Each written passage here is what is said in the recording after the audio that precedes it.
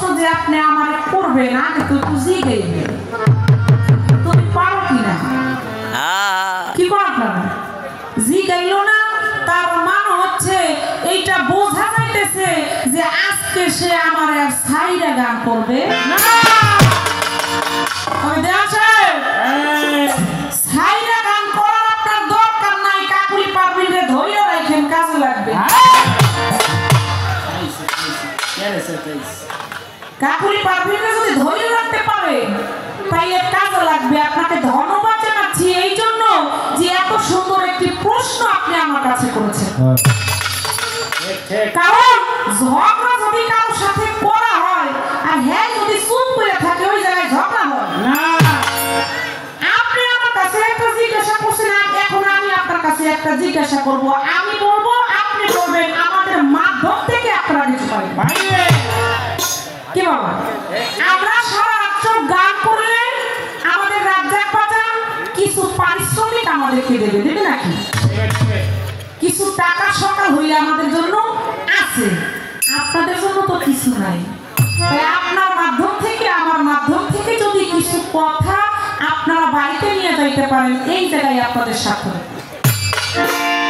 প্রশ্ন কথা বলে আছে আপনাদের আসেনি আমার সাথে পথে বসে গল্প করে গল্প বুঝেননি আপনারা মানে গল্প করে যে কাকুলি আপা আমি কিন্তু ওই জায়গায় আরো গান করছি কিন্তু ওই জায়গায় না ওই জায়গার আশেপাশেও অনেক গান করছি আসলে সত্য কথা আমি এই জায়গায় আর কখনো আসি মানে হ্যাঁ একটু হ্যাঁ অনেক বড় করছে যে ওই জায়গায় আমি গান করছি আশেপাশেও আমি গান করছি ও করছেন ভালো তবে দেওয়ান সাহেব এর পর থেকে যে এই বাড়িতে না আসতে পারবেন আজকে আমি কাকুলি পারবেন ওই ব্যবস্থাটা করে যাব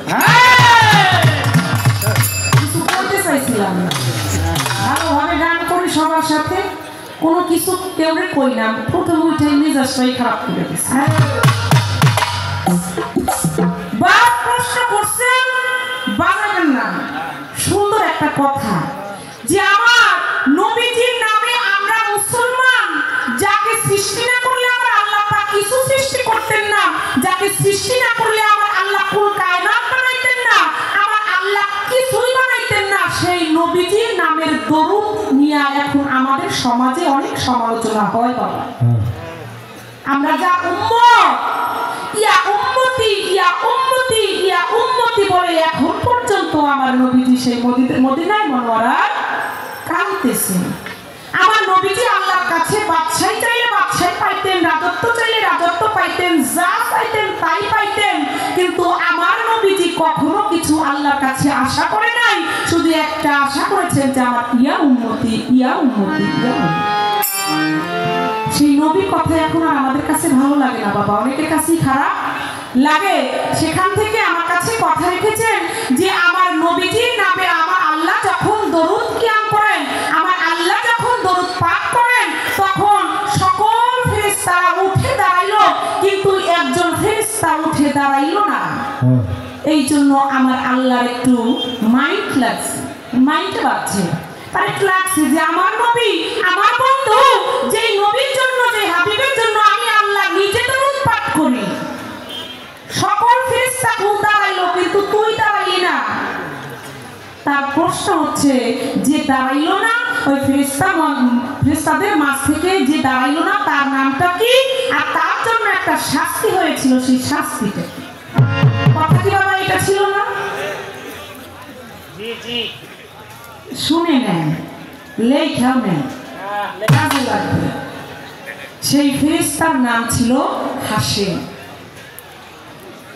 সেই ফেরেশতার নাম ছিল হাশেম ওই ফেরেশতাকে আল্লাহ পাক রাগ হয়ে ওই ফেরেশতার প্রতি এমন ভাবে আল্লাহ রাগ করলো ওই ফেরেশতার হাত পা অঙ্গ প্রত্যঙ্গ কাইটা টুকরা কইরে জমিনের মধ্যে আল্লাহ নিক্ষেপ করলো ঠিকটা মাইরা ফলাইয়া দিল ওই যে হাত পা সবকিছু কাইটা টুকরা করে এই জমিনের মধ্যে পাঠাইলো বাবা ওই শাস্তিটা কিয়ামত যতদিন পর্যন্ত না হবে ততক্ষণ পর্যন্ত ওই শাস্তিটা তার জন্য চলতে থাকে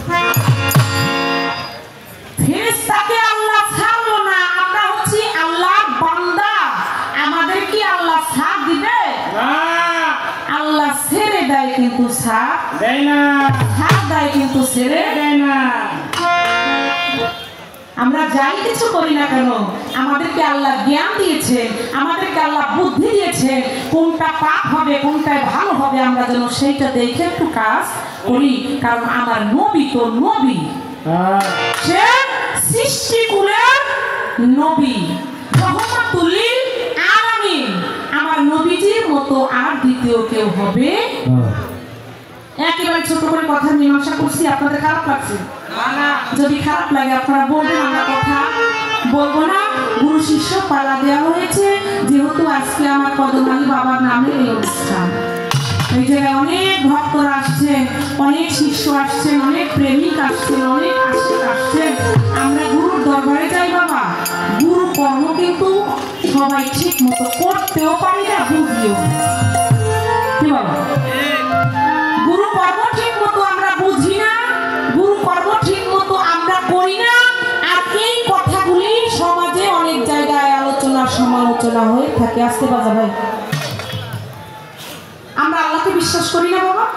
আমাদের সৃষ্টিকর্তা, আমাদের স্রষ্টা, আমাদের রিজিক দাতা, আমাদের পালন কর্তা, আমাদের সৃষ্টিকর্তা মহান রাব্বুল আলামিন। আমার আল্লাহ আমাদের সৃষ্টিকর্তা, তেমনি করে নবীকেও তো আমরা বিশ্বাস করি, করি না? অনেক মানুষ আছে তারা কয় আজ কদম চাঁদের ওই জায়গায় অনুষ্ঠান মিলাইছে, রাজ্জাক চান বন্ডের একটা মেলা মিলাইছে, কিছুই নাই ওই জায়গায়, এর জন্য কিছু নাই। যার জন্য আছে এই আজকে এই জায়গায় কত হাজার মানুষ হবে বাবা? অনেক মানুষ না? সব জায়গায় কিন্তু এইরকমের মানুষ হয় না। কার জন্য হয়েছে? আল্লাহর একজন ওলি কদম আলী মাস্টার, আমার আল্লাহর বন্ধু। মানুষ টাকা দিয়ে আনা যায় না, আর আজকে তার নাম শুনে এই জায়গায় আসছে। এই জন্য বাবা দুই একটি কথা প্রথম স্টেজ আমাকে বলতে হবে। আমরা গুরু ধরতে চাই না, তাহলে আমরা যদি আল্লাহকে বিশ্বাস করি, আমার রাসূলকে ভালোবাসি, তাহলে রাসূলের মুখের বাণী তো আমাদেরকে মানতে হবে। কি বাবা? রাসূলের মুখে কথা আমাদেরকে মানতে হবে না? হবে। আমার রাসূল এই পৃথিবী থেকে চলে যাবেন, তখন আল্লাহ জিব্রাইলের মাধ্যমে আমার রাসূলের কাছে কিছু কোরআনের আয়াত পেশ করলেন। প্রথম আয়াত হচ্ছে ইয়া আইয়ুহার রাসূল বালিগ মানজিলা ইলাইকা মিন রাব্বিক আন্না আলিউল মুমিনিন। হে মুহাম্মদ, আপনি তো শীঘ্রই আমার কাছে চলে আসতেছেন, তবে আপনার যে প্রতিনিধি, আপনার যে রিসালাত, এইটা আপনি সমাজের মাঝে রেখে আসেন। কথা খারাপ লাগে বাবা? না না। যখন আমার নবীজিকে আল্লাহ এই কথা বললেন, আমার নবীজি কি করলেন? ১৬ লক্ষ মানুষ নিয়ে গাদিরঘোম নামক একটা স্থানে তিনি রওনা করলেন। যখন ওই জায়গায় গিয়ে আমার নবীজি পৌঁছাইলেন, 4টা উট একত্রিত করে একটি স্টেজ তৈরি করলেন।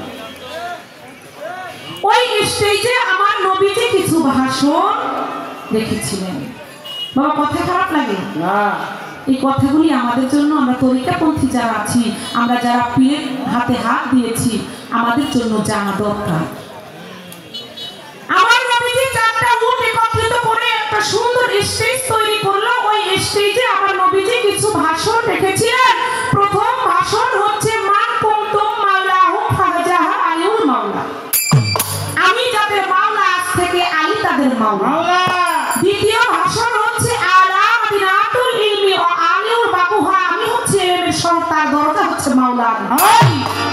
যদি কেউ ইলমের শহরে ঢুকতে চাও, যদি কেউ ইলমের শহরে প্রবেশ করতে চাও, তাহলে আগে মাওলা আলীর দরজা দিয়ে ঢুকতে হবে। আমার নবীর কাছে যেতে হইলে আগে মাওলা আলীর কাছে যাওয়ার কথা আমার নবীজি বলেছেন। ১,২৫,০০০ মানুষ ছিল ওই মাঠে। বাবা এই জায়গায় কয়জন মানুষ? একটু সাউন্ড কম হয়, এই জন্য ভাইরে অনেক কথা বলে সাউন্ড বাড়ান, সাউন্ড বাড়ান। আর আমার নবীজি ওই স্টেজে খালি মুখে ভাষণ দিয়েছিলেন। ওই মাঠে ছিল ১,২৫,০০০ মানুষ। আমার নবীজি খালি মুখে ভাষণ দিয়েছিলেন। তার উম্মতদেরকে বলেছিলেন, হে আমার উম্মতটা, হে আমার ভালোবাসার মানুষরা, আমার বন্ধুরা, আমি যে কথা বলি তোমরা কি শোনো? ওই 1,25,000 মানুষের মধ্য থেকে আওয়াজ আসলো, হে মুহাম্মদ, আপনি বলেন, আপনি যা বলেন আমরা স্পষ্টভাবে শুনি, মনে হয় যে আপনার মুখটা আমাদের কানের সাথে লেগেছে। সুবহানাল্লাহ। আমার নবীজি ওই সময় আরো বলেছিলেন, হে আমার বন্ধুগণ, হে আমার উম্মতগণ, আমি তোমাদের মাঝে আরো দুটি ভারী বস্তু রেখে যাচ্ছি। একটা হচ্ছে আল কোরআন, আর একটা হচ্ছে আহলে বায়াত। আহলে বায়াত, তাহলে আমার নবীর মুখের কথা না, আহলে বায়াত অনুসরণ করতে হবে। একজন উছিলার কাছে যেতে হবে। এক সাহাবা প্রশ্ন করেছিল, হুজুর আপনি থাকবেন না, মাওলা আলী থাকবে, তার হাতে হাত দিবে, কিন্তু মাওলা আলী যদি চলে যায় তারপরে আমরা কার হাতে হাত দিব? তখন আমার নবীজি বলেছিলেন, আমি থাকবো না, মাওলা আলী থাকবে। মাওলা আলী থাকবে না, ওর হাতে যে হাত দিবে সে থাকবে, সে থাকবে না, তার হাতে যে হাত দিবে সে থাকবে। এইভাবে শিবে যারা থাকবে তাদের হাতে হাত দিলে মাওলা আলীর হাতে হাত দেওয়া হবে, মাওলা আলীর হাতে হাত দিলে আমি মুহাম্মদ, আমার হাতে হাত দেওয়া হবে, আমার হাতে হাত দিলে আল্লাহর হাতে হাত দেওয়া হবে। তাহলে আমার আল্লাহকে, রাসূলকে যারা ভালোবাসি, এই কথাগুলি যেন আমরা অনুসরণ করি। তাই আজকে বাবা, যেহেতু গুরু শিষ্য পালা দেওয়া হয়েছে, আমাকে শিষ্যের ভাগে রাখা হয়েছে, আমারও একজন মুর্শিদ আছে, আমার একজন দয়াল আছে, আমার সেই কালামনুরি কুতুবপুরি, তারে আজকে যেহেতু তাকে গুরু পালা দেওয়া হয়েছে, তার গুরু জায়গায় রাখা একটি ভক্তি আমি দিব, তারপর আমি আমার আসলে কাজ করব।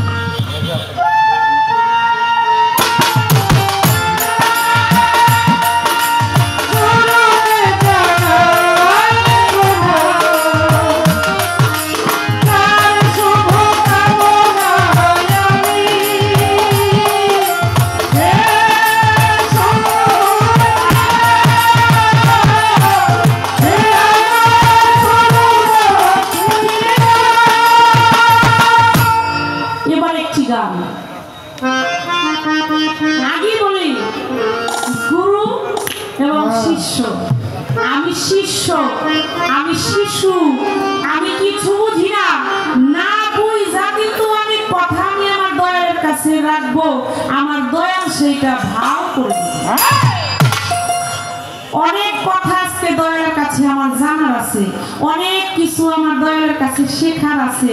আজকে যদি আমি আশা করি আজকে কাকুলি পারভিন যদি আজকে গুরুবাধী কিছু কথা, গুরুমুখী কিছু বিদ্যা আজকে আমি কাকুলি পারভিন যদি শিখতে পারি, এই জায়গায় যারা তরিকাপন্থী লোক আছে তারাও শিখতে পারবে। কি বাবা, এমন কিছু কথা আমি আমার দয়ালের কাছে জানতে চাইবো। আশা রাখি আপনারা যেইভাবে পরিবেশটা দিয়েছেন এইভাবে কথাগুলো শুনবেন, আর আপনারা আস্তে আস্তে বাজাবেন। এই গানের মধ্যে কিছু কথা আছে, কথাগুলি যেন বোঝা যায়।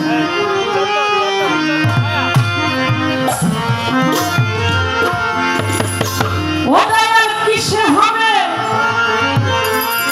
গুরু ভজ,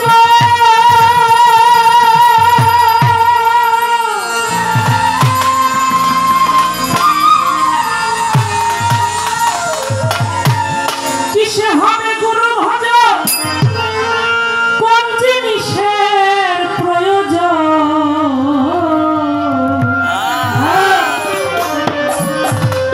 তাকিয়াছে আমার মাঝে নিতে তোমার আকির জন গুরু গো, তাকিয়াছে আমার মাঝে নিতে তোমার আকির জন, কিসে হবে গুরু ভজ, কোন জিনিসের প্রয়োজন, কিসে হবে গুরু ভজ, কোন জিনিসের প্রয়োজন, কিসে হবে গুরু ভজ, কোন জিনিসের প্রয়োজন, তাকিয়াছে আমার মাঝে নিতে তোমার আকির জন গুরু গো, তাকিয়াছে আমার মাঝে নিতে তোমার আকির জন।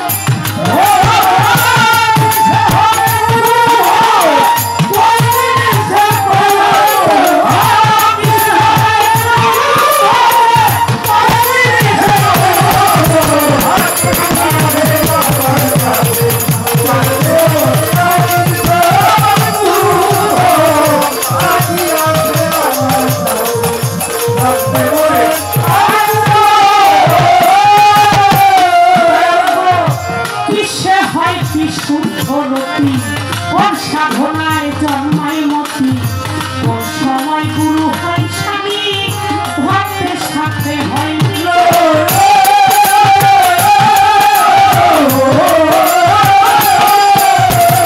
কিসে হয় বিশুদ্ধরতি, কোন সাধনায় জন্মায় মতি, কোন সময় হয় গুরু হয় স্বামী, ভক্তের সাথে হয় মিলন। কোন বসে বাস করি আমি,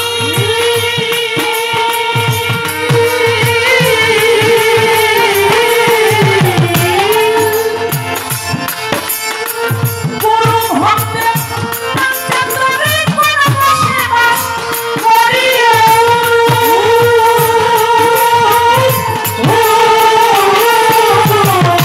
ভক্তের বাঞ্ছা কল্পতরু, কোন পথে পথ করি শুরু, নিত্য ভাবে হয় গত।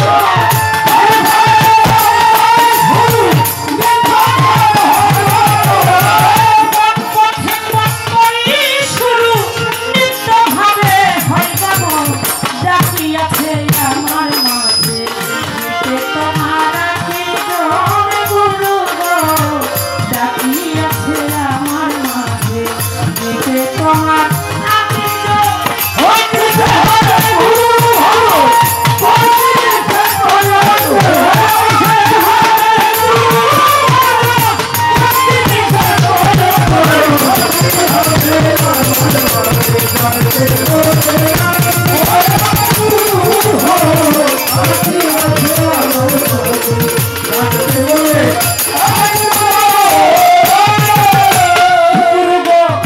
কিসে হবে গুরু ভজ, কি করলে হবে মানুষের করো, না জানিলে গুরুর কাছে জীবন আমার অকারণ।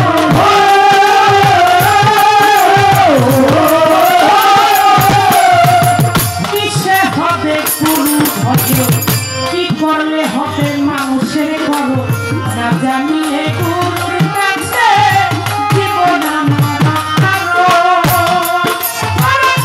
গুরু নাম যে মনে ধরে,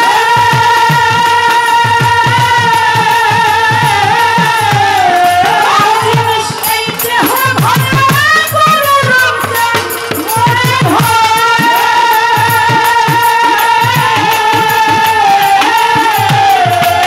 জিনিস এই দেহ ভরে, না জানিলে